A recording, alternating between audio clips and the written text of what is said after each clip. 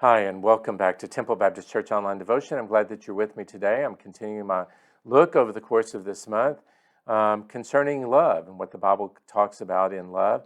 It's impossible to cover all of the passages that pertain to love.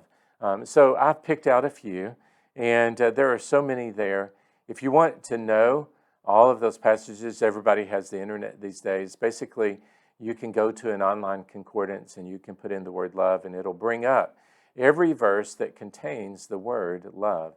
But just keep in mind that the King James, New American Standard, the NIV, the Contemporary Standard Bible, the Revised Version, there are so many different versions of the Bible that number is possibly going to change just a little bit based upon how those verses were interpreted. Today, I'm looking at the fact that Christ has loved us, and we're looking at this one verse in John chapter 15 and verse 9. Let me read it to you. It says, "As the Father loved me, I also have loved you. Abide in my love." And we stop to think about that. As the Father has loved me, I also have loved you. Here, loved is in the past tense. It is the past tense, something that is done. And what Jesus is talking about here, he's talking to his disciples, and he's wanting them to understand that the Father has loved him, but that he has loved his disciples as much as the Father has loved him. Well, how much has the Father loved the Son?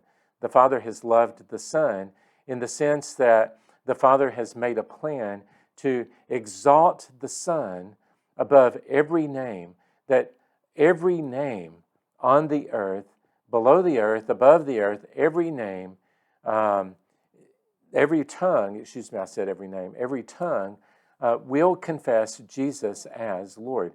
Every individual that has ever been born, all the way back to Adam and into the future, every individual, as well as every created angelic being, will confess Jesus as Lord, and every knee will bow to him.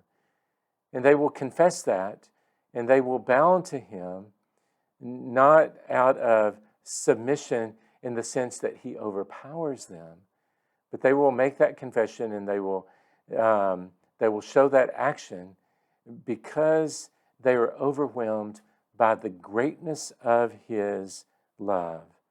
Jesus says, "I have loved you. I've also loved you." Up to this particular point, Jesus hasn't been crucified upon the cross. He hasn't been tried and sentenced to death. That day is coming. But up to this particular point, how has Jesus loved his disciples and loved humanity? Jesus left his home in heaven. He left glory and took on the flesh and bones of men to become, as a man, to have the nature of a man, so that he could become the sacrifice, the blameless sacrifice, the holy sacrifice for humanity, so that through his death, in paying for their sin, the shedding of his blood, there could be a new covenant that was established between God and man based upon faith in him and him alone, so that men could be rescued, so that they wouldn't have to face condemnation for their sin. That's how much he had already loved them. That plan had been set into motion and would come to fruition. Jesus would be nailed upon that cross, die, be buried, then raised 3 days later as proof that he was the Son of God. Jesus says, "As the Father has loved me, I also have loved you. Therefore, abide in my love." Live in my love. Have my love pour over you, cover you, guide you, form you, shape you, give you direction in your life. That's what it means to abide in. So Jesus has loved us. He wants you to love others. He wants you to know the love of God for yourself, for your family, and for all that are around you. We hope that you found that and began to walk in it. If you need any assistance in that, please come and join us here at Temple Baptist Church.